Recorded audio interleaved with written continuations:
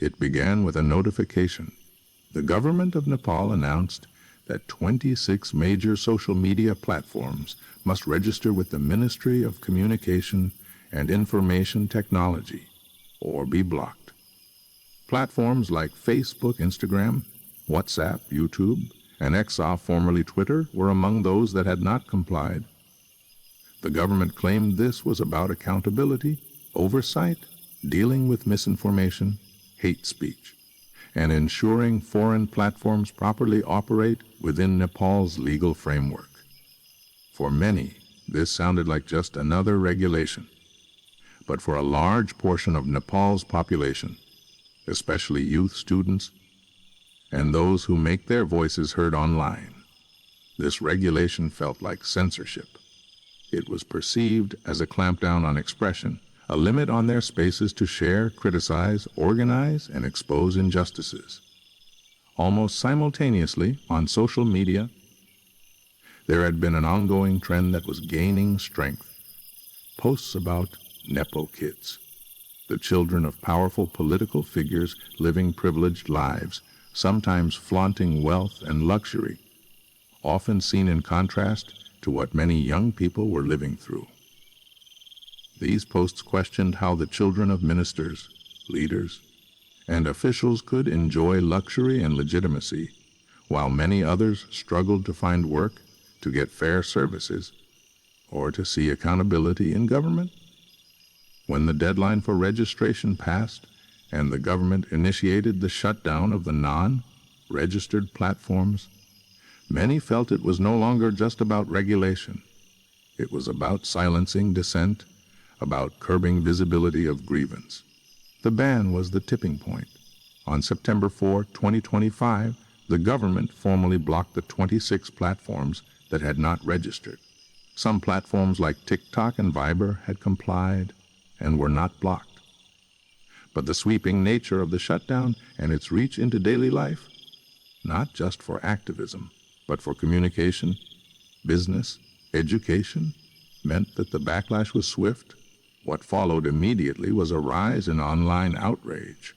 Hashtags, viral videos, live streams, and posts circulated rapidly, exposing government corruption, inequalities, and nepotism.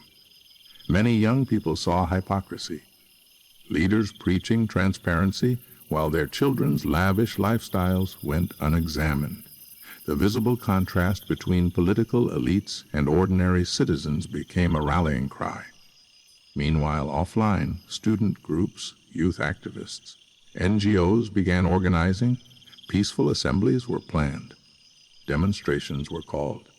Resistance was building at the grassroots. It was no longer just online criticism. It was oil spreading under dry tinder. Then came September 8, 2025. Peaceful protesters gathered across Kathmandu and in several major cities. They chanted demands: lift the social media ban, accountability for corruption, that those responsible for misuse of power be held in check, more opportunity for youth, fair governance. Near Parliament in New Benashwar, thousands gathered. But the government had anticipated resistance. Security forces were deployed. In some places, the police used tear gas, rubber bullets, water cannons. The crowds, which had been mostly peaceful, found themselves pushed back, cornered, and enraged. Videos shared on surviving platforms and smuggled out showed heavy police presence, tear gas, screams, chaos. The atmosphere shifted. The protest became a confrontation. Tragically, in Kathmandu, police opened live fire on demonstrators. At least 19 people were killed, with many more injured. Protesters were struck in the chest and head. Hospitals overflowed, ambulances rushed. Bystanders recorded everything. The deaths ignited further outrage. People who might have been uncertain joined in protest, outraged not only at the regulation, but at the violence. As the protests escalated, so did the government's attempts to restore order. Curfews were imposed in Kathmandu and other cities. State security forces moved in. The ban on social media was eventually lifted after the deaths, and public pressure became impossible to ignore. By the end of that first burst, the government was reeling. Ministers resigned. The Home Minister stepped down. Investigations were promised. Compensation to families of the deceased pledged. But perhaps more importantly, something fundamental had shifted. What began as dispute over access to platforms had revealed a much deeper well of discontent. Corruption, inequality, lack of opportunities, inequitably shared burdens under governance, generational frustration. The spark had lit something much larger. The news of the first deaths spread faster than the government could contain it. Despite the shutdown of major platforms, people found ways to bypass restrictions, VPNs, encrypted messaging apps. And the few platforms that remained open became channels of unfiltered truth. Videos of bleeding students, desperate medics, and tearful families circulated widely. No amount of official press, briefings, or carefully scripted government statements could compete with the raw evidence pouring out of Kathmandu.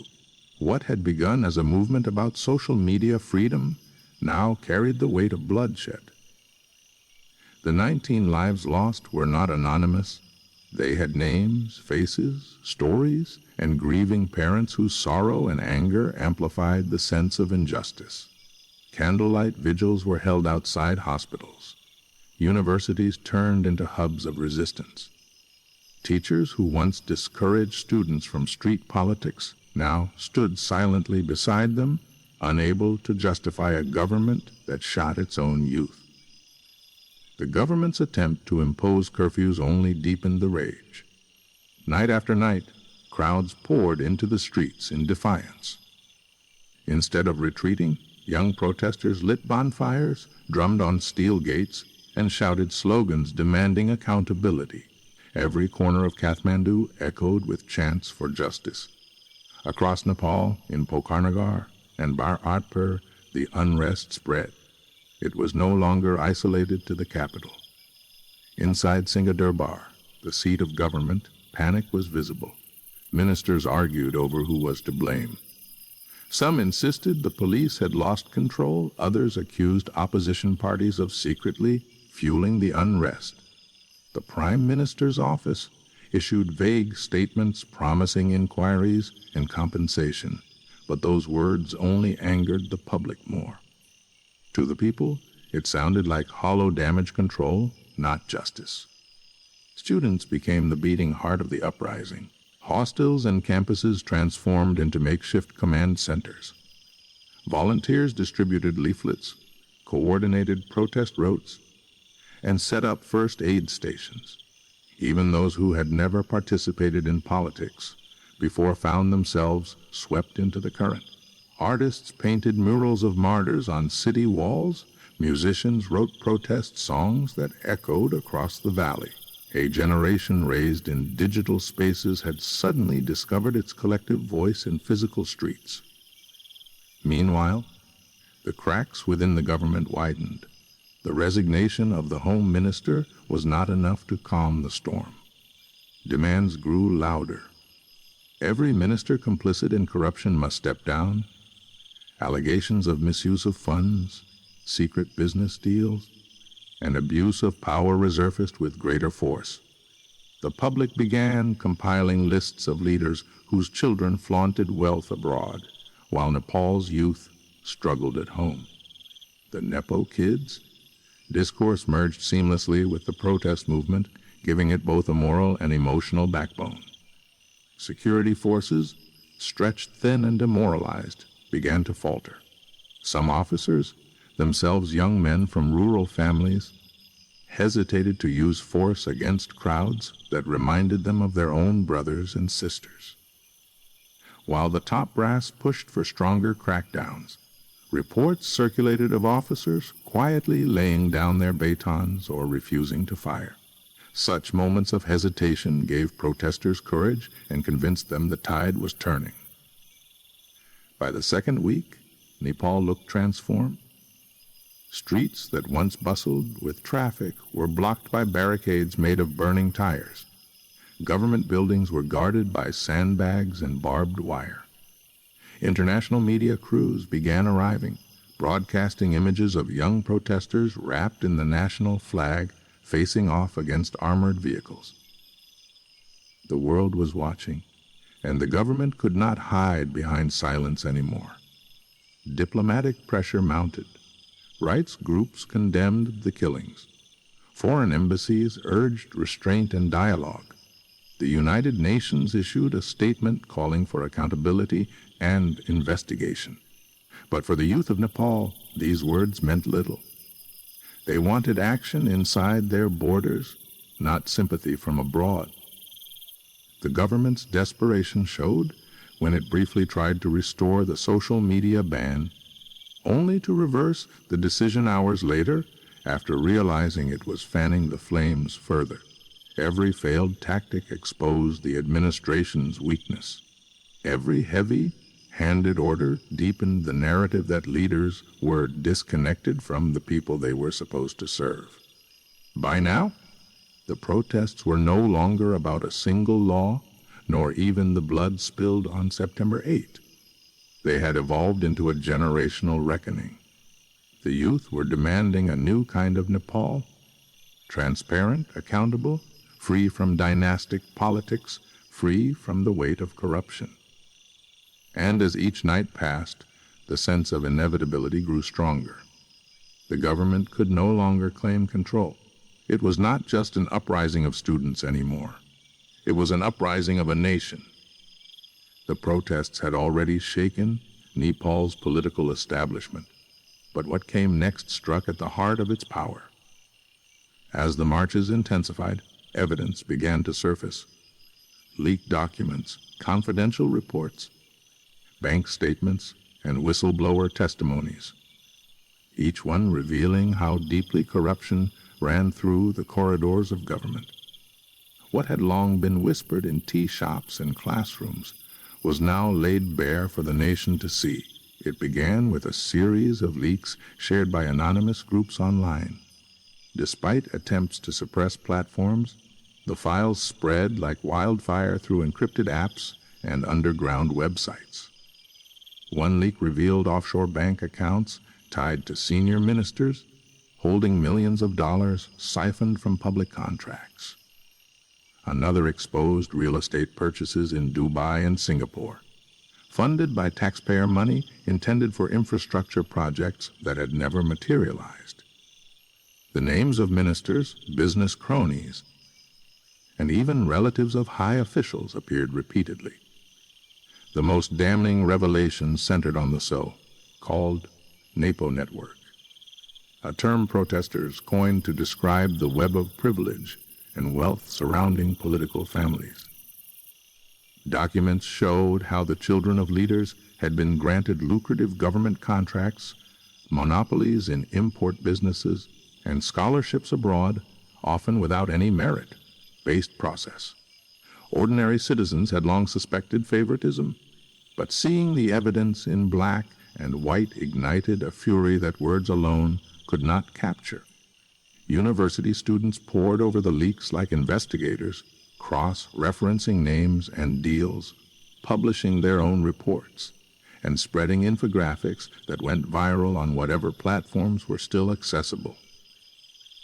For every minister who claimed innocence, a new document surfaced showing a bank transfer, a forged signature, or a luxury property far beyond their official salary.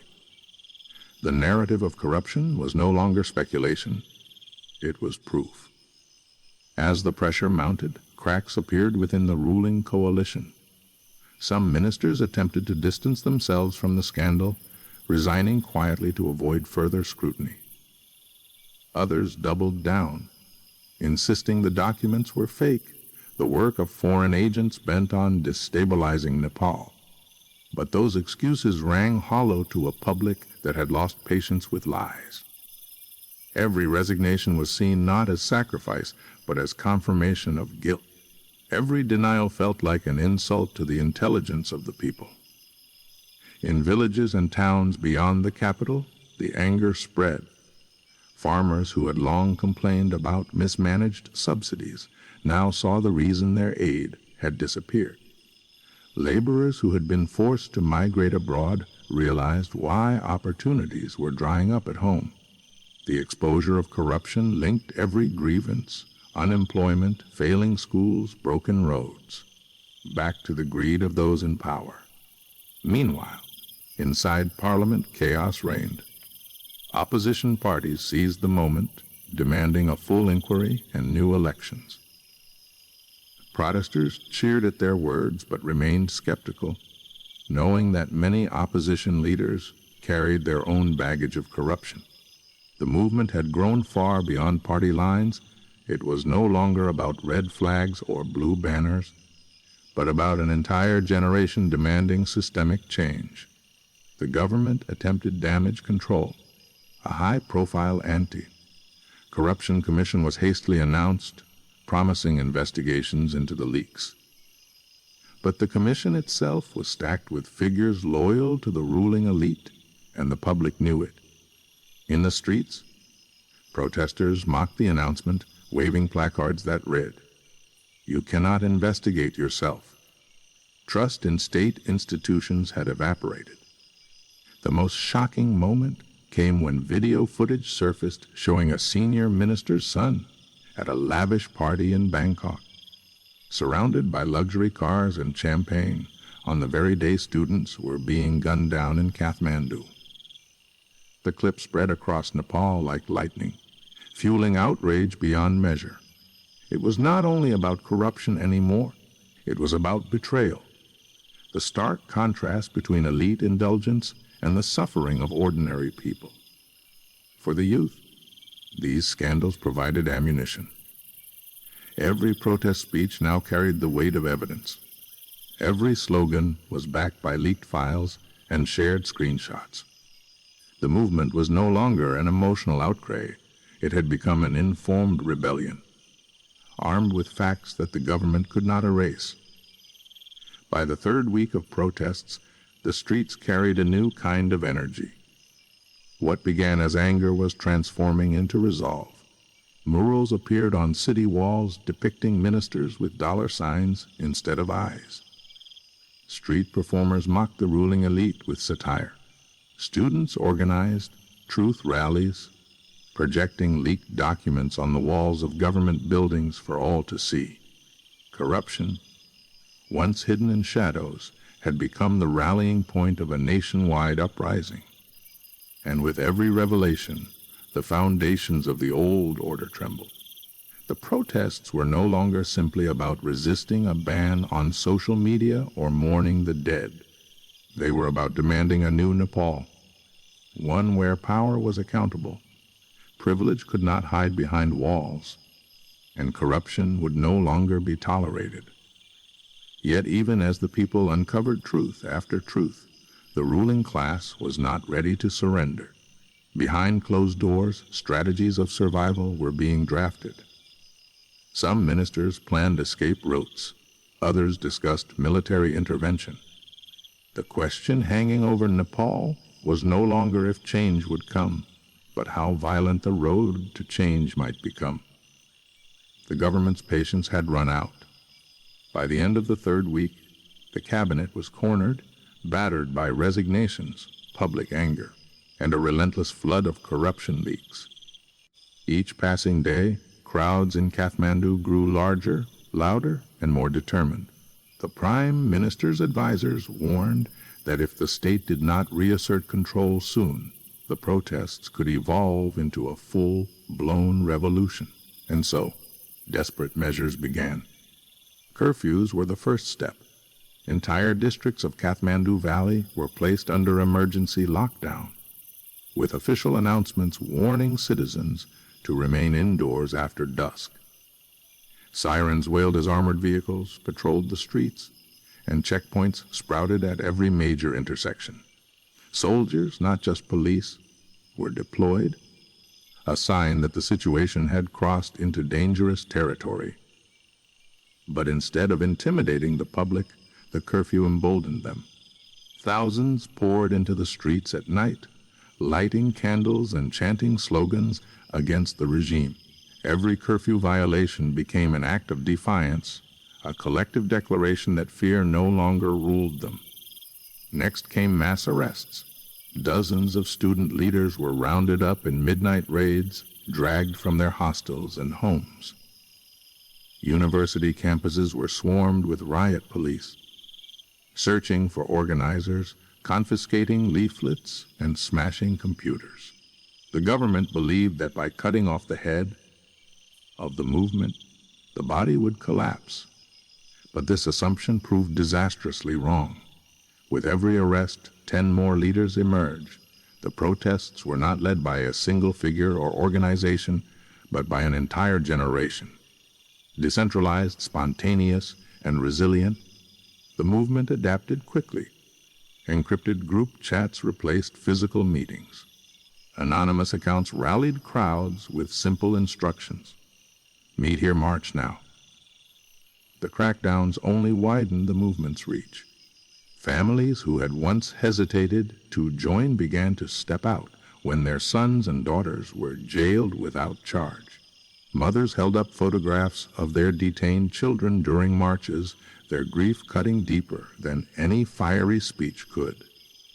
Teachers, doctors, and lawyers formed alliances, offering legal aid, medical care, and safe spaces. What the government labeled as troublemakers were, in fact, students, workers, and professionals united by a shared rage at injustice. Still, the state escalated further. In several cities, police fired live rounds into protesting crowds once again. Hospitals filled with young men and women suffering gunshot wounds, many of them fatal. Funerals turned into demonstrations as thousands walked behind coffins draped in the national flag. The cycle of violence deepened the gulf between rulers and ruled, leaving no room for reconciliation. Inside government chambers, divisions sharpened. Some ministers urged dialogue, fearing the bloodshed would make their survival impossible.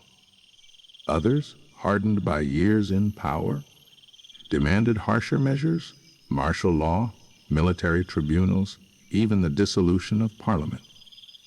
The prime minister tried to project strength in televised addresses, but his words fell flat. To the people, he appeared weak, detached, and clinging to authority that was already slipping away. International reaction intensified. Human rights organizations condemned the killings, calling for accountability and threatening sanctions. Foreign governments warned their citizens to avoid travel to Nepal, and the tourism industry, a lifeline of the economy, collapsed overnight. The Himalayan nation, once known for its peace and natural beauty, was now making headlines for bloodshed and repression. And yet, amidst this chaos, a strange shift occurred. The more the government cracked down, the less afraid people became. Fear had been broken on the day the first student fell to bullets, and what remained was resolve. Protesters began calling the movement Nepal's Second People's Uprising, echoing the revolutions that had toppled monarchies and dictatorships in decades past. Chants of enough is enough shook the air, louder than curfew sirens or police warnings. By the close of September, the balance of power was tilting. The government still controlled the army, the police, and the media, but the people controlled the streets, the momentum, and the narrative. Each crackdown made the uprising grow stronger. Each death fueled the fire of defiance. And deep within Singha Durbar, ministers who had once seemed untouchable began to pack their bags, planning secret escapes across borders. The government had tried to choke the movement with curfews, arrests, and bullets. Instead, it had watered the seeds of rebellion. Nepal was no longer witnessing protests. It was witnessing the birth of a storm, one that could not be contained by force alone. By the first days of October, it was clear the government was no longer fighting just protesters in the streets. It was fighting itself. The air inside Singha, once the proud nerve center of the Nepali state, was thick with paranoia. Ministers who had built their careers on loyalty to party leaders now whispered in private about survival. The cracks in power, invisible at first, had widened into full fractures. It began quietly. A junior minister, long regarded as a marginal figure, submitted his resignation and slipped out of Kathmandu under cover of night. His statement, posted online before disappearing, accused the government of betraying the people and declared that he could no longer serve an administration. Drenched in blood, his departure emboldened others. Within days, 3 more resignations followed, each one sending a ripple through the already fragile coalition. But resignation was only the mildest form of escape. Some ministers, implicated in corruption leaks, knew that staying meant facing not just public fury, but possible mob justice. They began vanishing, some boarding flights to India, others driving across remote border checkpoints into China. Reports surfaced of luxury SUVs racing toward mountain passes, escorted by armed guards. In Kathmandu, rumors spread like wildfire. This minister has fled. That minister is hiding. Another one caught at the airport with stolen cash. Whether true or exaggerated, the rumors deepened the people's sense that the ruling elite were abandoning ship. Not everyone was lucky enough to flee. In Pokhara, protesters intercepted a convoy believed to be carrying a former cabinet member. The crowd swarmed the vehicles, dragging the minister out, shouting accusations of theft and betrayal. Although local leaders intervened to prevent violence, the image of a once powerful man trembling before ordinary citizens symbolized a dramatic shift. The untouchables were no longer untouchable. The security forces, once the shield of the government, began to fracture as well. Soldiers complained of being ordered to fire on their own people. Some units quietly disobeyed, refusing to leave their barracks. A handful of police officers defected outright, joining the protests in uniform, their batons raised not against crowds but in solidarity. Videos of these defections spread like sparks, inspiring protesters and humiliating leaders who relied on force to maintain control.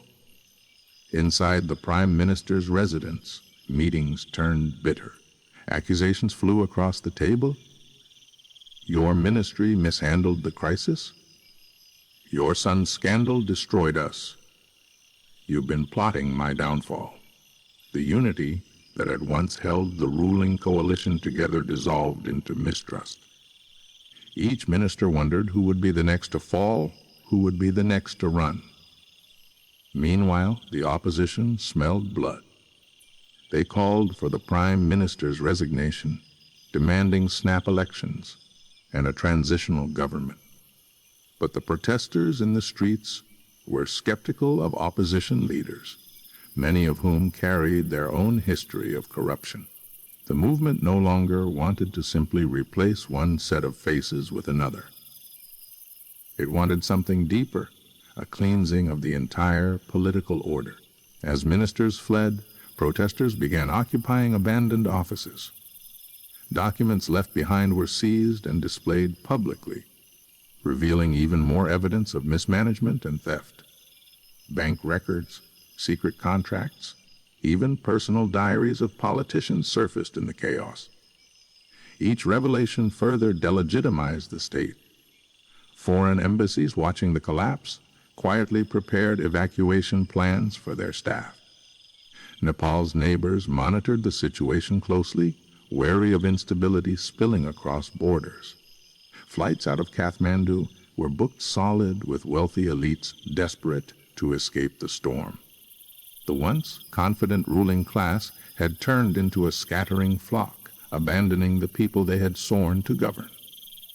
But amidst the chaos, one fact became undeniable: the people had seized the moral high ground. Ministers could flee, police could falter, coalitions could crumble, But the youth of Nepal remained in the streets, resolute. They had faced bullets, tear gas, and curfews. Yet their numbers only swelled. Their chants grew louder, their resolve sharper. And now they knew they had achieved something historic. They had broken the aura of invincibility around the ruling elite. By mid-October, the government no longer looked like a government at all. It looked like a collapsing fortress with its defenders either deserting or defecting. The ministers who had once strutted with power were now fugitives, hiding in foreign hotels or safe houses, praying that history would forget their names. But Nepal's streets had a long memory, and the people had no intention of forgiving or forgetting. The fall of ministers was not the end of the story. It was the prelude to something larger, the question of who or what would rise in their place. As the ruling class collapsed under the weight of resignations, defections, and flight, a new power was quietly taking shape in the streets. It did not rise from party headquarters or parliamentary chambers, but from universities, community halls, and neighborhoods. The vacuum left by fleeing ministers was being filled by ordinary people who had never held office, never commanded soldiers, and never stood on political stages. They were students, teachers, doctors, engineers, artists, and workers, bound not by ideology or party banners, but by a shared conviction that Nepal could no longer be ruled by the corrupt elite. In Kathmandu, coordination centers sprung up in makeshift spaces. University auditoriums abandoned government buildings, even open-air tents. Volunteers set up whiteboards listing protest schedules, medical needs, and food supplies. Students trained in digital security ran workshops on protecting communication channels from government surveillance. Law students provided free legal aid to families of the detained. Doctors and nurses rotated through field clinics, treating wounds from clashes. It was a movement sustained not by hierarchy, but by collective responsibility. The leaders who emerged were not chosen by election or appointment. They were chosen by necessity. A young woman from Tribhuvan University, who had lost her brother in the first shootings, became a powerful voice at rallies. Her fiery speeches about justice and accountability resonated across generations. In Bhaktapur, a teacher who once avoided politics began organizing food drives for protesters, earning respect that translated into local leadership. In Pokhara, a group of engineers used drones to monitor protest marches, ensuring safety and documenting abuses by security forces.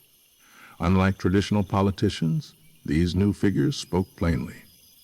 They did not hide behind jargon or promises of reforms in some distant future. They spoke about fairness, opportunity, dignity, the things people felt in their bones every day. When they demanded justice, they did it with the authority of those who had suffered alongside everyone else. Their authenticity was their legitimacy, and it was more powerful than any official title. As this grassroots leadership grew, so too did organization. Protest marches became disciplined, with designated marshals to prevent chaos. Crowds moved in coordinated patterns, avoiding traps laid by police. Young volunteers with walkie-talkies directed traffic to keep demonstrations peaceful and effective. Even in the face of tear gas and rubber bullets, protesters held their ground with remarkable unity. It was a far cry from the scattered, chaotic protests of the early days. Now, it looked like a movement preparing to govern itself. The press, both local and international, began to notice. Newspapers described the rise of a new generation of leaders born in the streets. International reporters interviewed young activists whose voices cracked with emotion but carried the weight of truth. The contrast between these grassroots leaders and the discredited ministers was stark. While the government hid behind barricades, The people's leaders stood openly in public squares, surrounded by crowds that protected them not with guns, but with solidarity. Even in rural areas, far from Kathmandu, leadership sprouted from unlikely places. Farmers organized marches in small towns, chanting the same slogans as the capital. Migrant workers returning from abroad brought new skills and perspectives, contributing to the sense of unity. For the first time in years, Nepal's diverse population, divided by geography, ethnicity, and language, felt bound together by a common struggle. The rise of grassroots leadership also posed a dilemma for traditional opposition parties. On one hand, they tried to align with the movement, offering support and promises of reform. On the other, they feared being sidelined by this new generation that openly rejected old politics. In speeches, student leaders made it clear, we are not fighting to replace one corrupt party with another. We are fighting for a system that serves the people. This defiance resonated deeply. Ordinary citizens, long disillusioned by revolving door governments and recycled promises, embraced the idea that they could lead themselves. Posters appeared across Kathmandu with slogans like, "We are the leaders we've been waiting for." The old notion that power flowed only from ministers and parties was crumbling before everyone's eyes. The government, still clinging to power, mocked these new leaders as children playing politics. But their words fell flat, because it was those so-called children who now commanded the trust and energy of the nation. The irony was not lost. Ministers with decades of experience had run away in fear, while inexperienced youth were holding the country together in its darkest moment. By mid-October, the grassroots leadership had transformed protests into something larger, a proto-political movement. They were drafting charters of demands, calling for constitutional reforms, justice for the dead, and safeguards against future corruption. They were not only challenging the state, but envisioning a new Nepal, one built from the bottom up, where leadership emerged not from privilege but from service. And so, in the shadow of collapsing ministries, the people's voice rose stronger than ever. What had begun as protests against a ban had grown into a movement that dared to imagine governance without the corrupt elite. A new chapter in Nepal's history was being written, not by politicians hiding in palaces, but by ordinary citizens standing in the streets. The question now was whether this newfound leadership could withstand the storms ahead, because the ruling class, though weakened, had not yet surrendered, and history had shown that power rarely gives up without a fight. As Nepal's streets filled with chants of defiance and grassroots leaders rose from the masses, the ruling government, weakened and humiliated, sought another weapon, not bullets, not batons, but words. Words twisted, polished, and broadcast through every state-controlled channel. If the streets could not be silenced by force, perhaps they could be drowned in lies. The propaganda machine whirred to life. State television carried nightly broadcasts showing calm images of the capital, framing the protests as minor disturbances led by radical students and foreign-funded agitators. Anchors read government statements accusing neighboring countries of interfering in Nepal's sovereignty. Editorials painted protesters as enemies of national unity. The same narrative spread across radio waves, newspapers loyal to ministers, and online portals suddenly flooded with suspiciously identical headlines. Officials hoped to plant seeds of doubt in ordinary citizens' minds. They thought perhaps if villagers far from Kathmandu heard only these versions of events, they would turn against the movement. But the strategy faltered almost immediately. Social media, even under government bans and firewalls, proved impossible to silence completely. Young coders bypassed restrictions with VPNs, proxy servers, and underground networks. Video clips of police firing live rounds at unarmed marchers spread faster than government denials. The contrast was glaring while state TV said, no violence occurred. Raw footage showed bodies carried away on stretchers. The people had learned to distrust official narratives long ago. Now, every statement from the government was met with skepticism, fact, checked in real time by citizen journalists armed with smartphones. Underground media collectives formed, streaming live updates through encrypted platforms. Crowds gathered around single laptops in villages to watch shaky but authentic videos uploaded by protesters. Truth, though fragile, found its way through cracks in censorship. The government, frustrated by the failure of propaganda, doubled down. It declared the movement a threat to national security and tried to brand grassroots leaders as terror sympathizers. Yet this, too, backfired. Families of slain protesters stood before cameras and asked simply, was my son a terrorist? Was my daughter, who carried only a placard, an enemy of the state? Such raw testimony carried more power than any official speech. On the diplomatic front, ministers scrambled to regain legitimacy abroad.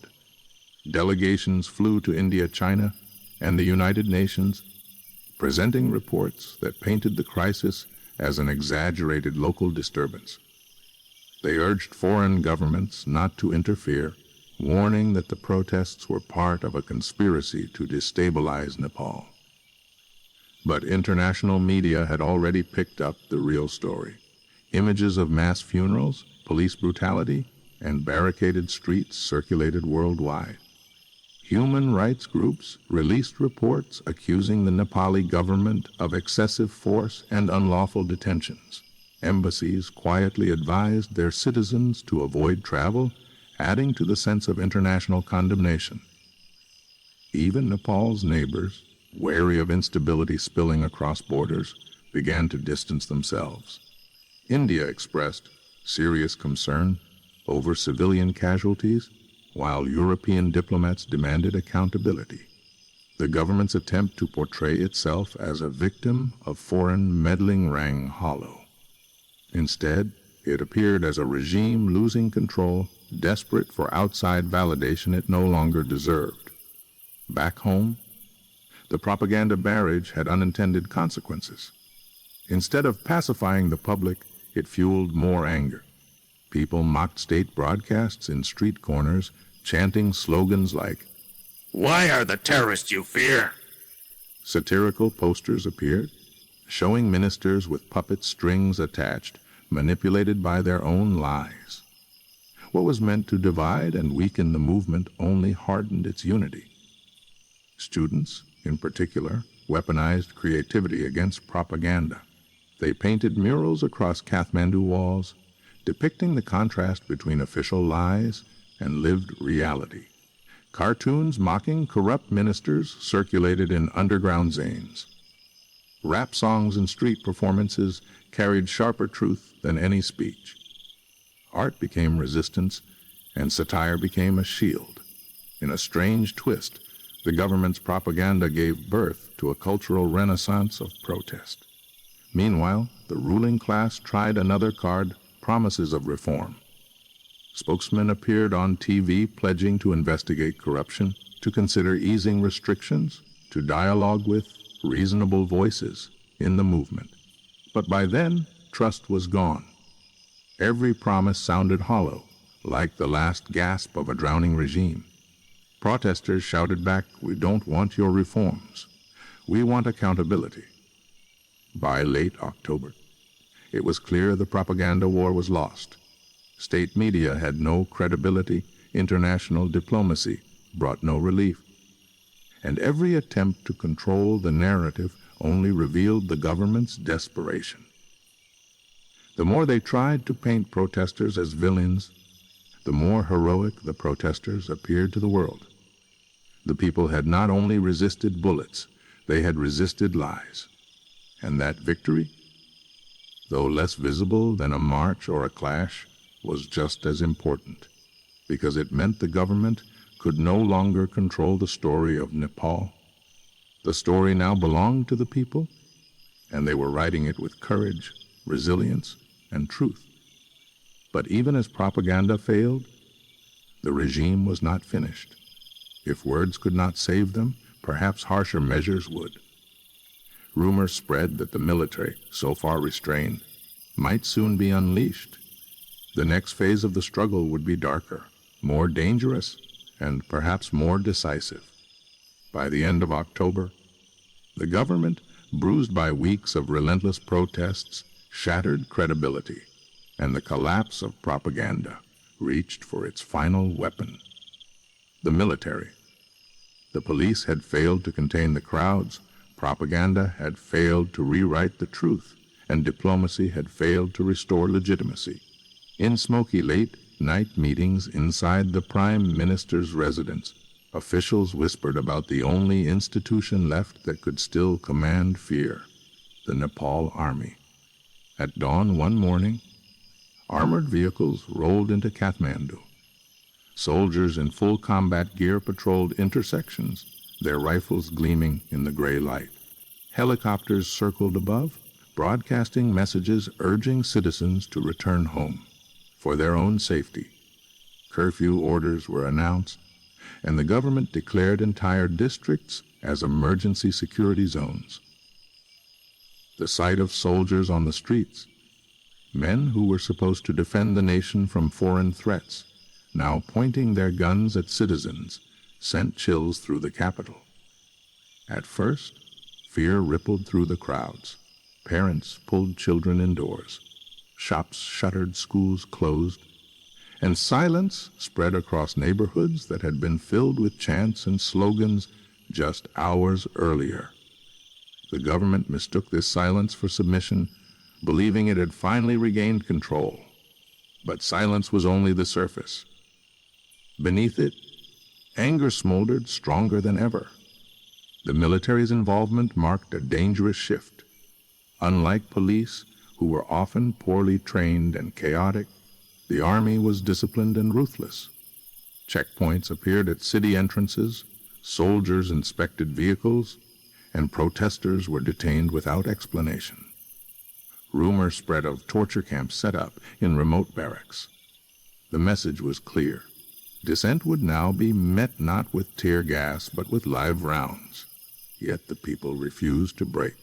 The very act of deploying the military turned many undecided citizens against the regime. Families who had once watched protests from a distance now joined, horrified that their own army was being used as a tool of repression. Mothers marched with photographs of their sons, chanting, "The army belongs to the nation, not the ministers." Veterans, once loyal to the state, spoke out in solidarity with the people, reminding soldiers that their oath was to protect Nepal, not corrupt rulers. Students, too, found courage in defiance. Despite curfews, they organized flash marches, quick, unpredictable gatherings that would erupt in one location, chant for minutes, then disperse before soldiers arrived. Drones and underground radios were used to coordinate movements, leaving the army chasing shadows. The protests became less predictable, more agile, and far harder to crush. Inside the military ranks, cracks began to show. Young soldiers, many from rural families suffering the same hardships as the protesters, whispered doubts about orders. Some deliberately fired into the air instead of at crowds. A few defected, slipping away under cover of night to join demonstrations in civilian clothes. While the army's command remained loyal to the government, its heart was divided, and the rulers knew it. International outrage escalated. Human rights organizations condemned the use of soldiers against civilians, warning of war crimes. Foreign embassies issued joint statements urging restraint. Satellite images of military deployments were published by international outlets, showing the world exactly how far the Nepali government had gone. Instead of projecting strength, the regime looked cornered, clinging to power through brute force. And then came the moment that changed everything, a massacre in the town of Bharatpur. Soldiers fired live rounds into a crowd of thousands who had gathered peacefully near the main square. Eyewitnesses claimed they were unarmed, holding candles in a vigil for slain protesters. Dozens were killed, hundreds wounded. Graphic images spread within hours. Bypassing censorship through encrypted apps, the massacre sent shockwaves across Nepal. The government insisted it was necessary to stop rioters, but no one believed them anymore. The streets erupted once more, larger than ever. Entire towns went on strike. Transport workers blocked highways with their buses. Farmers marched with their plows raised high, chanting for justice. For every person killed, 10 more seemed to rise in their place. The military, meant to break the movement, had instead fueled it beyond control. By November, the balance of power was shifting visibly. Grassroots leaders called for soldiers to lay down their weapons and stand with the people. Leaflets circulated among the ranks, reminding them of their families back home who were also suffering. The regime's gamble on military power had not only failed to silence dissent, it had accelerated the unraveling of its authority. The soldiers' boots had shaken the streets, but the people's will remained unbroken. And now the question loomed larger than ever. If the military itself fractured, what would be left of the regime? Even as soldiers patrolled the streets and funerals filled Nepal's towns, another battle raged in the shadows. A battle of documents, bank accounts, and secrets too long buried. For years, whispers of government corruption had circulated through tea shops, newsrooms, and family dinner tables. People knew ministers grew richer as the nation grew poorer, but proof had always been elusive, hidden behind layers of bureaucracy and silence. Now, as the protests burned across Nepal, that proof erupted into daylight with explosive force. It began with a leak. An anonymous group calling itself Nepal Against Corruption uploaded files to encrypted networks. Within hours, students and journalists were combing through them. The documents were staggering, scanned contracts of inflated infrastructure projects, foreign property deeds, bank records from Dubai and Singapore, and luxury invoices for watches, cars, and jewelry. One file revealed that a single minister had funneled over 20 million through shell companies while hospitals in his district ran without medicine. Another showed entire schools built only on paper, ghost projects that existed solely to siphon funds. As these revelations spread, the anger that had filled the streets ignited into pure fury. The public had buried their dead, endured curfews, and faced soldiers' rifles, only to learn that the leaders responsible were living in villas abroad and dining on luxuries stolen from the nation's pocket. The contrast was too much to bear. Students printed giant banners with screenshots of the leaked files and carried them through Kathmandu. Protest chants now named names directly. Ministers called out not as leaders, but as thieves. The government tried to discredit the leaks, calling them fabrications planted by foreign agencies. But independent verification came quickly. International watchdogs confirmed offshore accounts. Nepali journalists, risking their lives, matched fake projects with government budgets. Even former bureaucrats, long silent, stepped forward to admit how funds were siphoned off under orders. The evidence was overwhelming. The revelations triggered a domino effect. Opposition lawmakers demanded resignations. Some ministers, panicked by exposure, fled abroad, only to be met by protesters in the diaspora who hounded them at airports and outside luxury hotels. Others attempted to deny involvement, but their names on property deeds and wire transfers made denial impossible. The streets roared with satisfaction when the first resignations trickled in, followed by the shocking image of one minister captured by angry citizens trying to escape through the border. He was dragged back into Kathmandu, forced to face public humiliation. The scandal also rattled the military's loyalty. Soldiers, already uneasy about firing on civilians, now saw proof that their sacrifices were protecting leaders who lined their pockets, while soldiers' families struggled to buy rice. Quietly, resentment spread through the ranks, making commanders uneasy about issuing harsher orders. Internationally, the leaks made headlines. Major newspapers ran features on Nepal's billionaire ministers, contrasting their lifestyles with starving villages. Banks in Europe and the Gulf froze suspicious accounts under pressure from regulators. Foreign governments demanded investigations into how aid money, intended for schools, hospitals, and earthquake recovery, had been diverted. What had once been a domestic crisis now spilled onto the global stage, branding Nepal's rulers as not just authoritarian, but criminal. On the ground, the exposure of corruption gave protesters new momentum. No longer was the fight only about censorship, shootings, or military repression. It became about justice at its core. Ordinary people, who had once tolerated inefficiency and bribery as part of daily life, now realized the true scale of the betrayal. It was not small corruption. It was grand theft of the nation's future. The grassroots leaders seized the moment. They began drafting demands not just for resignations, but for full accountability, independent commissions to recover stolen funds, trials for those responsible, and guarantees that stolen wealth would be returned to the people.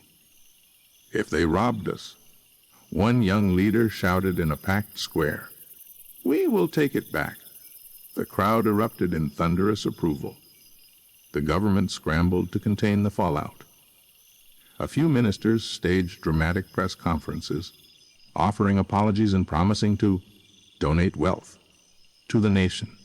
But no one believed them anymore. Instead, these gestures fueled more ridicule. Social media mocked the apologies with memes of ministers in designer suits pretending to repent. By November's end, the corruption leaks had destroyed what little moral authority the government still possessed. Soldiers no longer marched with conviction. Diplomats abroad avoided shaking ministers' hands. Citizens who once stayed silent now marched daily, chanting the names of the corrupt until those names became synonymous with shame.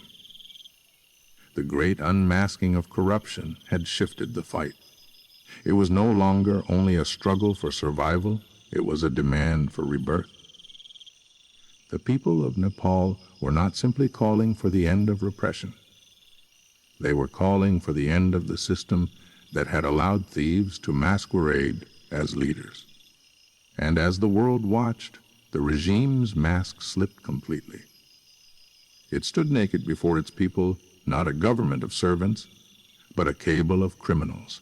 And in that unmasking, its days were clearly numbered.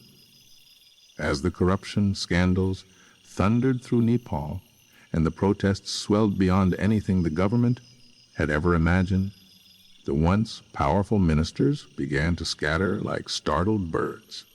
The illusion of control that they had clung to shattered completely.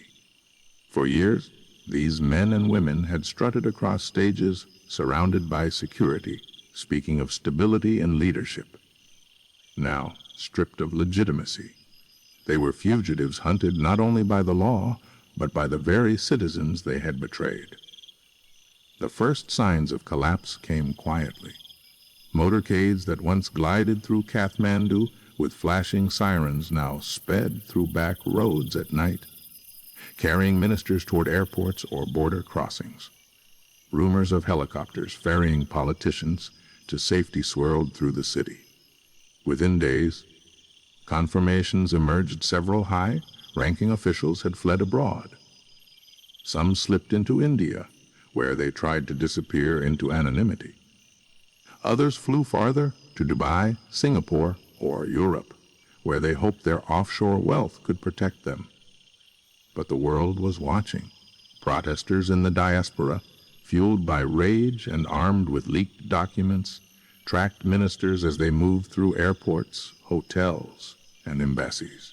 Videos surfaced online of ministers being confronted in foreign cities, shouted down by exiled Nepalis who called them thieves to their faces. In one viral clip, a minister ducked into a luxury car in London while protesters pounded on the windows, chanting, "Return our money!" The regime's escapees found no peace abroad. Their wealth had bought them tickets, but not safety from shame. Back in Nepal, the fate of those who remained was even harsher. Several ministers attempted to flee through border towns, but ordinary villagers recognized them. In one dramatic incident near Burgunje, a former finance minister disguised in a shawl was spotted at a bus terminal.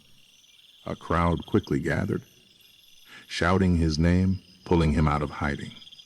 Videos showed him begging for protection as farmers surrounded him, chanting, "You stole our future?" He was marched back into town, not by police but by citizens who had once voted for him. His face, pale with fear, became a symbol of the regime's downfall. In Kathmandu itself, a few ministers made desperate last stands. They barricaded themselves in mansions, guarded by private security. But as crowds grew outside their gates, even loyal guards abandoned them, unwilling to face the fury of thousands. One by one, gates fell, and terrified officials were dragged into the streets. Some were beaten, others humiliated, forced to confess into cameras that their wealth had come from theft. These confessions spread like wildfire online, a grim satisfaction to people who had buried loved ones while their leaders lived in decadence. Not all ministers resisted.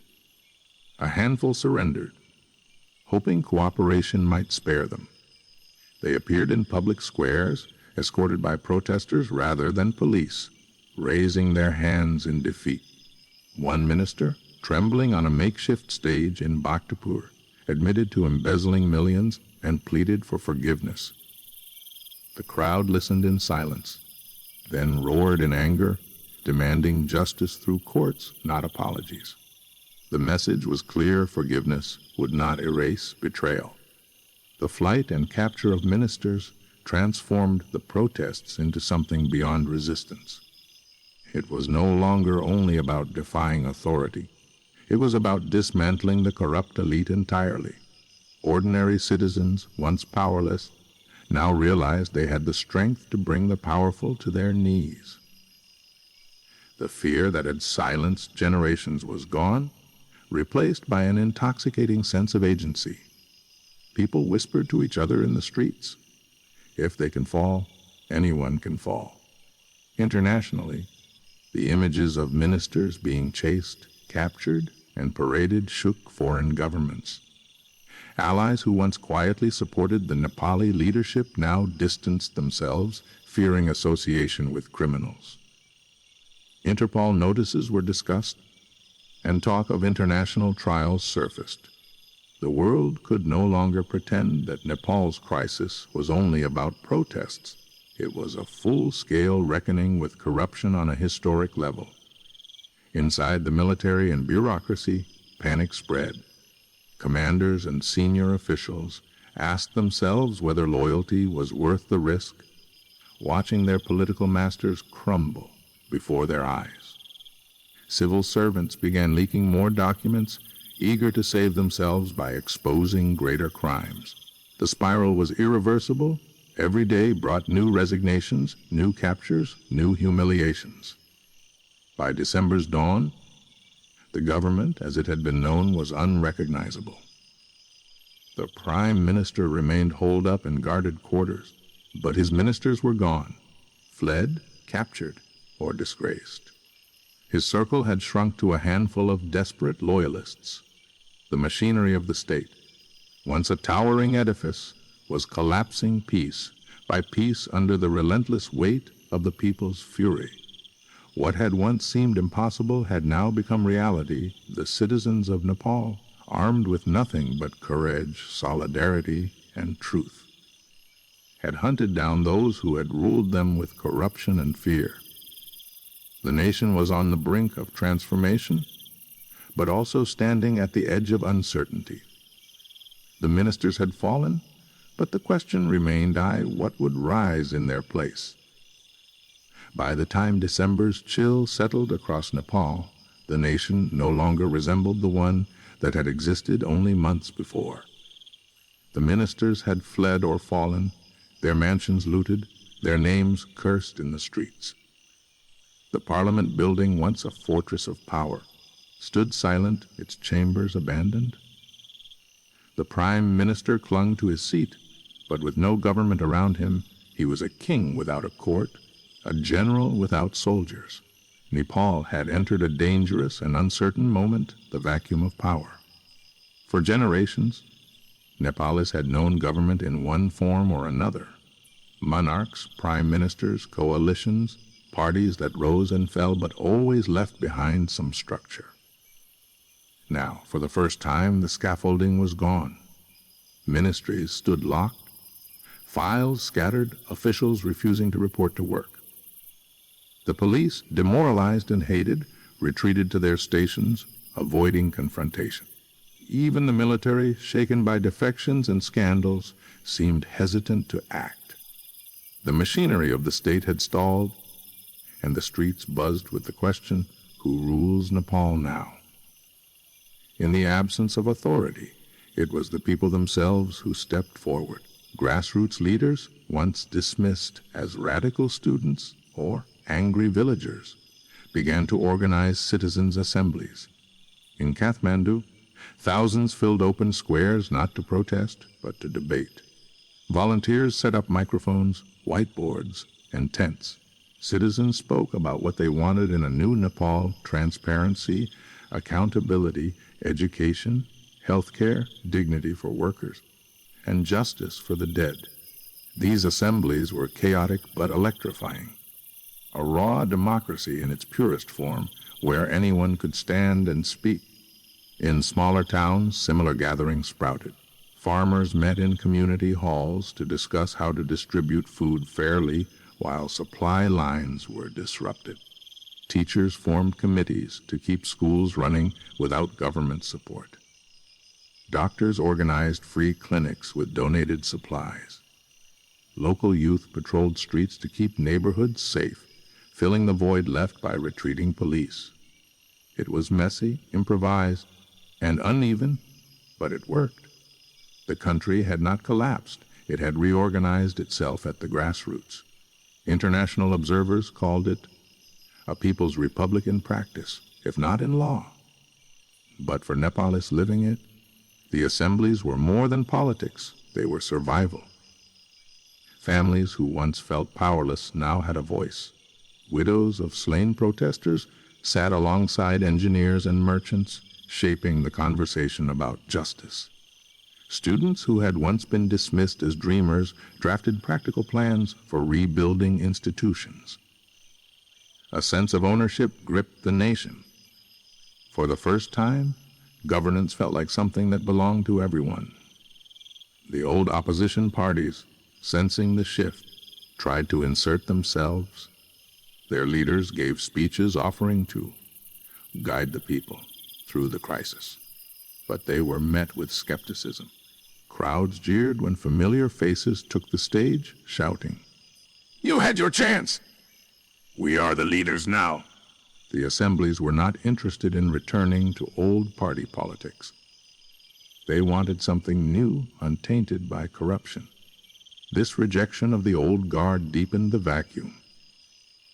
Without established parties to channel the movement, the nation drifted in uncharted waters. Some feared chaos, warning that without a formal government, anarchy could spread. Others argued that this moment was necessary, a cleansing before rebuilding. "We cannot repair a rotten house," one young leader said during an assembly. We must build a new one, brick by brick, with our own hands. Still, the absence of central authority carried dangers. Black markets began to thrive as supply shortages worsened. Criminal groups tried to exploit the disorder, smuggling goods and demanding protection payments. In rural areas, ethnic tensions that had been dormant threatened to resurface as local disputes lacked mediation. The grassroots movement was powerful, but fragile, vulnerable to both internal fractures and external pressure. Foreign governments watched uneasily. Some worried Nepal was sliding into instability that could spill across borders. Others feared that without structure, foreign influence, whether from regional powers or international corporations, could fill the vacuum. Diplomats quietly urged the assemblies to establish some kind of provisional council, something recognizable to the outside world. But the assemblies resisted, insisting they would not rush into a system that could be hijacked again. Meanwhile, the Prime Minister remained trapped in his official residence, surrounded by dwindling security. He issued occasional statements, calling the assemblies illegal mobs and warning of chaos. But no one listened. His voice carried no weight, his power no reach. His presence was less a source of fear and more a reminder of the old regime's decay. He was a relic, fading into irrelevance as the people moved forward without him.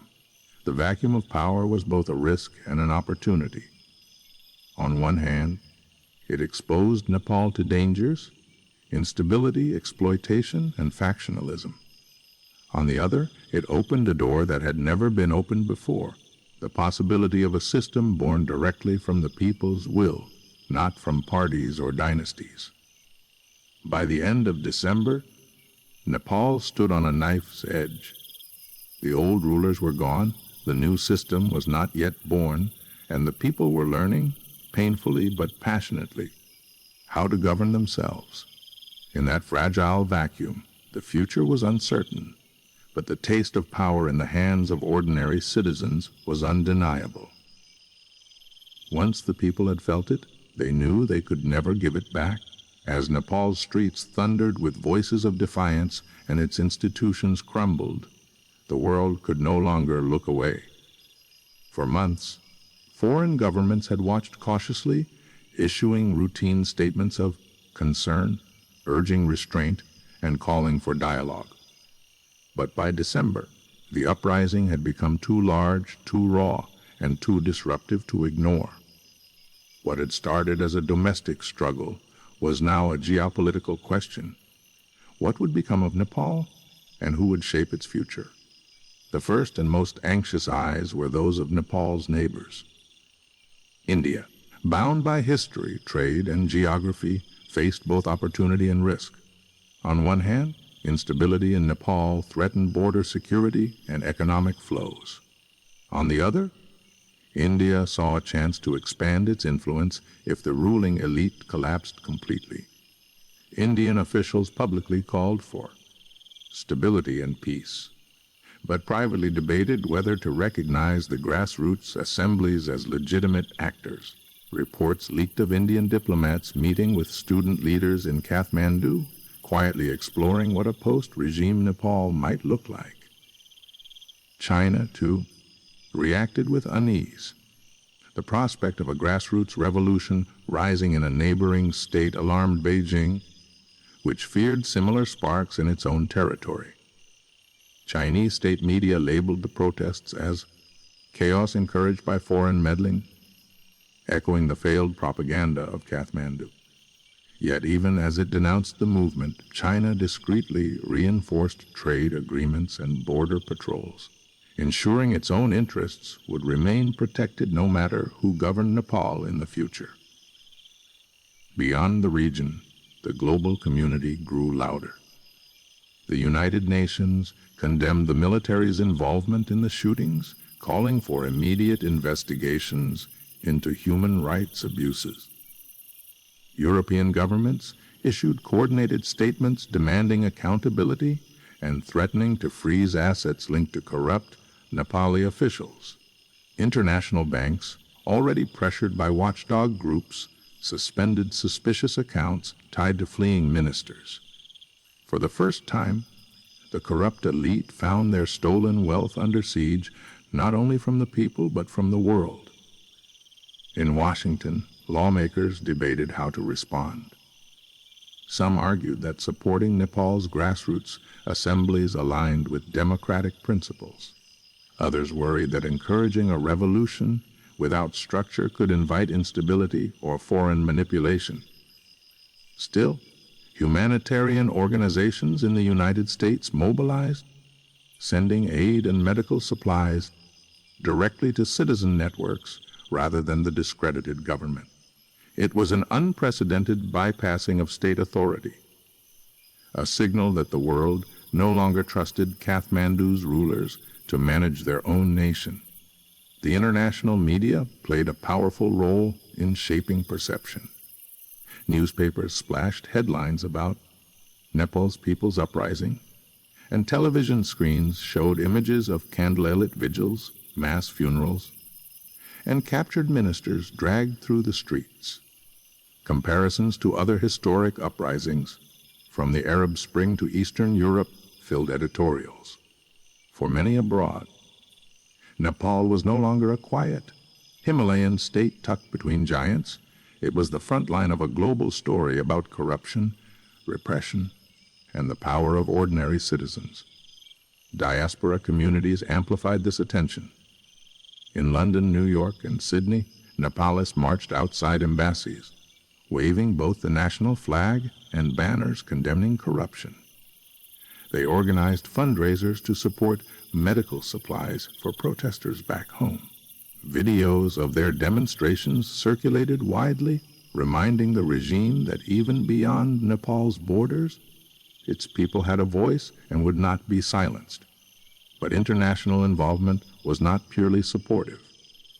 Some foreign corporations, long benefiting from shady contracts with corrupt ministers, lobbied quietly to protect their interests.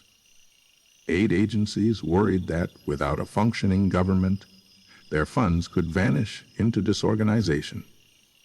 Analysts warned that too much foreign meddling, even in the name of support, could fracture the fragile unity of the grassroots movement.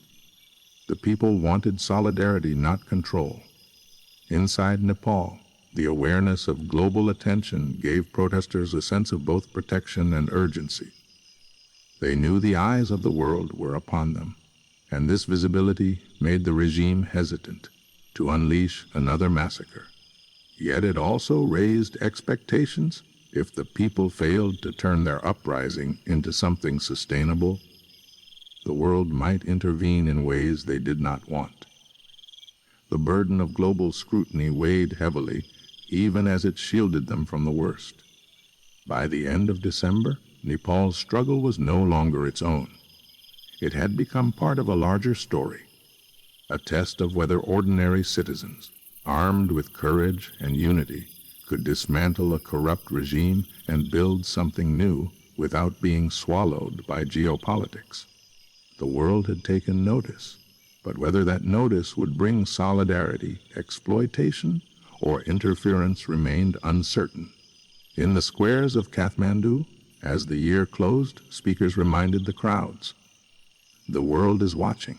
Let them see that Nepal can rise on its own terms." And with that, the responsibility of history pressed heavier than ever upon the shoulders of a nation in transition. When winter descended on Nepal, the movement could easily have faded into exhaustion. Weeks of protests had left families grieving, communities weary, and resources stretched to their limits. The cold winds cut through tents in Kathmandu's squares, food supplies dwindled, and fear of further military crackdowns weighed on every gathering. Yet in the darkest hours of uncertainty, one force refused to retreat: the youth. Students who once carried books now carried banners.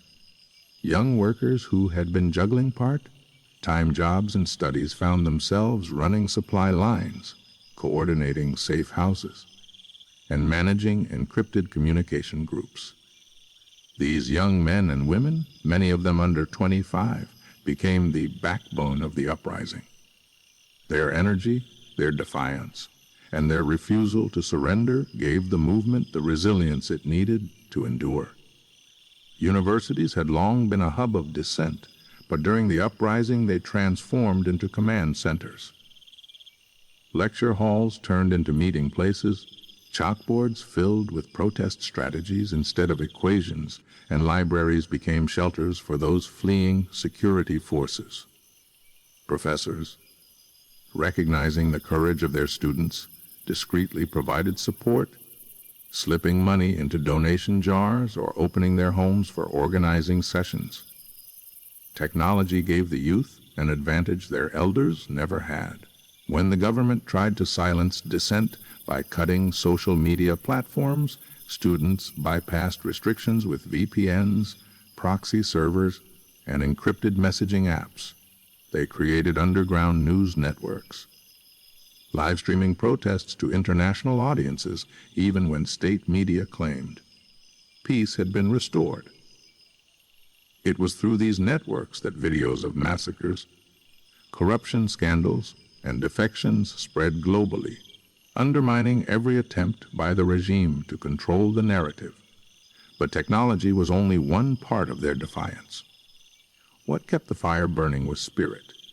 In freezing nights, students huddled around bonfires, singing revolutionary songs, their voices carrying through the empty streets as a declaration of presence. When curfew orders tried to lock them inside, they painted slogans across walls under cover of darkness. Our voices will not die. The people are stronger than bullets. And Nepal belongs to its children. These words, scrawled in bold letters across Kathmandu, became symbols of endurance. The youth also brought creativity to the struggle.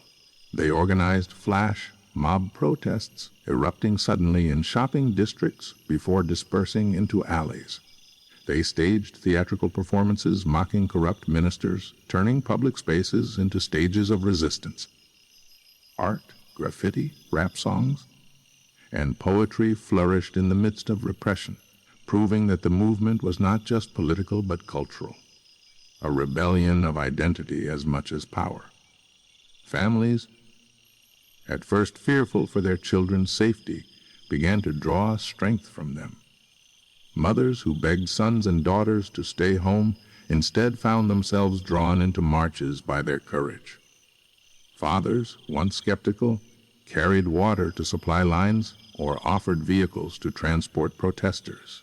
It was the youth who reminded the older generations that silence was complicity and action was survival. Not every story was triumphant. Many young lives were cut short. The funeral processions of students, carried through the streets draped in the national flag, became both moments of mourning and rallies of defiance.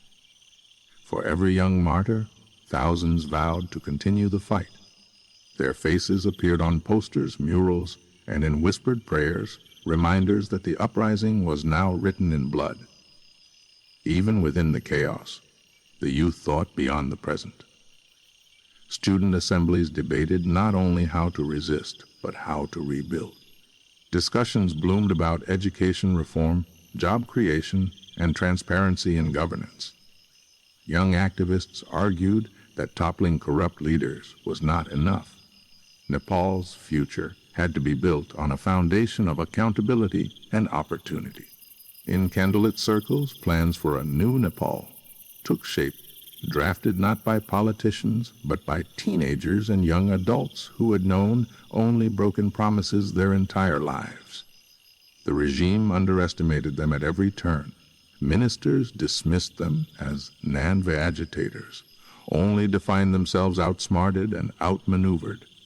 The military thought they could crush them with fear, but the youth met guns with unshakable resolve. Their courage became contagious, reviving the energy of exhausted protesters and keeping the uprising alive through the bleakest weeks of winter.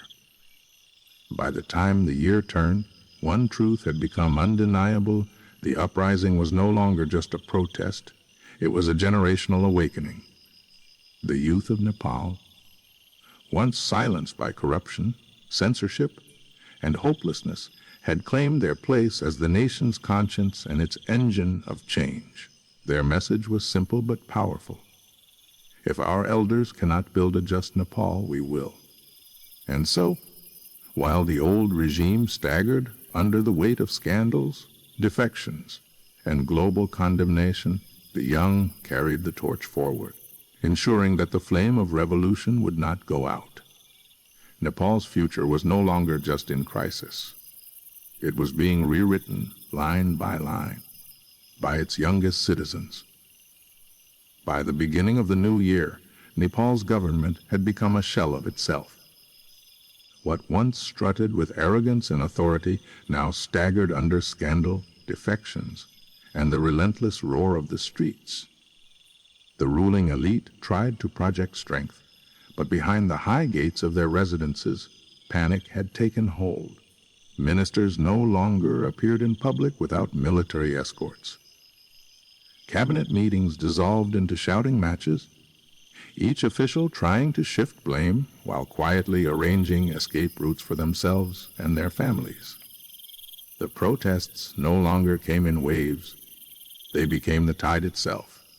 From Kathmandu to remote mountain villages, the entire country stood in defiance. General strikes shut down businesses, blocked roads, and froze supply chains. Trucks carrying government resources were seized and redistributed by citizens. Public workers, once threatened into silence, began walking out of offices, refusing to process orders that served only the corrupt. It was as if the machinery of the state had ground to a halt, leaving the rulers shouting commands to an empty room. Corruption scandals continued to explode, each more damning than the last.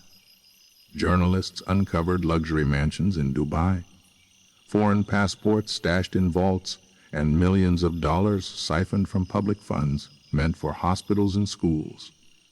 International banks, pressured by watchdogs, froze accounts linked to Nepali ministers. The global financial chokehold left the regime unable to pay loyalists. Soldiers who once followed orders without question now went unpaid for weeks, further deepening cracks in the military's loyalty. The army itself reached a breaking point. After the massacre in Bharatpur and the widespread condemnation that followed, soldiers grew increasingly unwilling to fire on their own people. Defections accelerated. Some units openly refused orders, remaining in barracks while protests raged outside. The government tried to replace them with special forces, but even those units were stretched thin and demoralized. The iron fist had lost its grip. Then came the tipping moment. The storming of Singha Durbar, the government's administrative complex in Kathmandu. What began as a massive march of students and workers transformed into a flood of humanity that overwhelmed barricades and forced open gates. Soldiers, rather than resisting, stepped aside or melted away. Protesters surged into the halls of power, chanting, singing, and waving flags. Images of citizens occupying the chambers where corrupt laws had been passed spread like wildfire across the globe. The seat of government, once untouchable, was now in the hands of the people. Ministers panicked. Some fled by helicopter in the dead of night, abandoning their offices and even their families. Others tried to disguise themselves and escape through border crossings, only to be recognized and dragged back by furious citizens. A few attempted to negotiate their survival, offering resignations and promises of cooperation. But the public's anger had passed the point of forgiveness. For the people, accountability meant exposure, trial, and justice, not escape. The Prime Minister, who had once mocked the protests as temporary chaos, now found himself isolated and despised. With ministers gone, military loyalty fractured, and international allies turning their backs, he faced the inevitable. Rumors swirled of him boarding a plane bound for exile. But protesters swore they would not allow it. To them, letting him slip away meant letting history repeat itself. Crowds gathered around the airport, blocking runways, ensuring the face of the regime would not escape judgment. In those final days, the state no longer existed in any recognizable form. Power lines were cut to government offices. Social media, once banned, was now buzzing with live feeds from occupied buildings. Grassroots assemblies declared themselves as interim authorities in towns and districts, coordinating food, medical care, and local security. Nepal was governing itself from the ground up, while the old rulers cowered in safe houses, praying for rescue that never came. The collapse was not a single event, but a cascade. One resignation after another, one defection after another, one revelation after another, until the entire edifice crumbled. By the time the dust settled, the people of Nepal had achieved what months earlier had seemed impossible. They had brought down a regime that had ruled through fear, corruption, and force. But victory brought its own challenge. With the collapse came a vacuum, and with a vacuum came questions. Who would lead now? How would justice be served? And how could a broken system be rebuilt without repeating the sins of the past? For the moment, though, as fireworks lit the sky over Kathmandu and chants echoed through the valleys, the people allowed themselves a moment of triumph. The regime had fallen, the chains of corruption had been broken, and a nation long silenced had finally found its voice. The fall of the regime was not the end of Nepal's struggle, but the beginning of something even greater, the building of a new nation from the ashes of corruption, repression, and betrayal. As the last ministers fled, resigned, or were dragged before citizen assemblies, the streets of Kathmandu erupted in jubilation. People sang, wept, and embraced strangers as though they had always been family. For a moment, unity was not an idea. It was lived reality. But when the chants quieted and the fireworks dimmed, silence revealed the enormity of the task ahead. With the government dissolved, the army fractured, and state institutions in disarray, Nepal faced a vacuum. Power was no longer held by rulers, but it had yet to be reorganized into a structure that could carry the weight of an entire nation. In the vacuum, both opportunity and danger coexisted. Grassroots assemblies stepped forward first. In villages, towns, and cities, local committees that had emerged during the protests now became interim authorities. They organized food distribution, reopened schools, and coordinated medical aid. For the first time in memory, governance felt immediate and personal. Neighbors who had once been divided by caste, class, or politics now sat together, drafting plans for their communities. These assemblies did not have the polish of state institutions, but they carried legitimacy rooted in the struggle itself. Students who had carried the uprising on their shoulders now demanded more than survival. They demanded transformation. University leaders called for a national Congress of Youth Representatives, proposing education reform, job creation, and an end to political dynasties. Their vision was ambitious, but their energy gave hope to a weary nation. For them, the victory was hollow if it did not deliver a future worth living in. The question of justice loomed largest. Families of the slain demanded accountability for the massacres, torture, and corruption that had defined the regime's final years. Some called for trials in Nepal. Others argued that only international courts could ensure impartiality. Rumors spread of captured ministers being paraded through villages, facing public humiliation. The demand was clear. There would be no return to impunity. Without justice, the sacrifices of the people would mean nothing. Yet not all dangers had passed. The remnants of the old elite still lurked in shadows, some regrouping in exile, hoping to exploit divisions when they appeared. Smugglers, profiteers, and opportunists eyed the vacuum as a chance to expand their power. The risk of chaos was real. International actors, too, circled like vultures, some offering aid, others eyeing influence. Nepal's fragile unity would be tested not only by internal strains, but also by the ambitions of neighbors and global powers. Still, the spirit of defiance had created something no bullet could erase: a new political consciousness. Citizens who had once stayed silent now debated openly in tea shops, town halls, and public squares. Women, youth, and marginalized communities who had been ignored by politicians for decades now demanded seats at the table. The uprising had not only toppled a government, it had awakened a nation. In Kathmandu, beneath the battered gates of Singha Durbar, citizens gathered for the first National People's Assembly. There was no grand stage, no lavish ceremony, only a circle of chairs, microphones, and the determination to build something honest. Speeches echoed not with rehearsed slogans, but with raw urgency. We will not repeat the mistakes of the past. This time, Nepal belongs to its people. The future remained uncertain. Would the assemblies evolve into a stable government? Could justice be served without plunging into revenge? Would foreign powers respect Nepal's sovereignty or try to mold it for their own interests? These questions had no easy answers. But what was clear was that the people of Nepal, once silenced by corruption and repression, had found their voice, and they would not surrender it again. As dawn broke over the Himalayas, the snow peaks blazed with light, reflecting the hope of a nation reborn.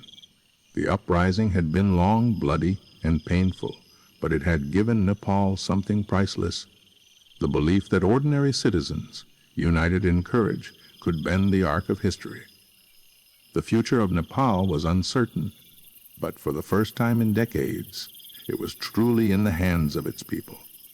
And with that, the story of protest became the story of possibility, a new chapter, unwritten but ready to be claimed.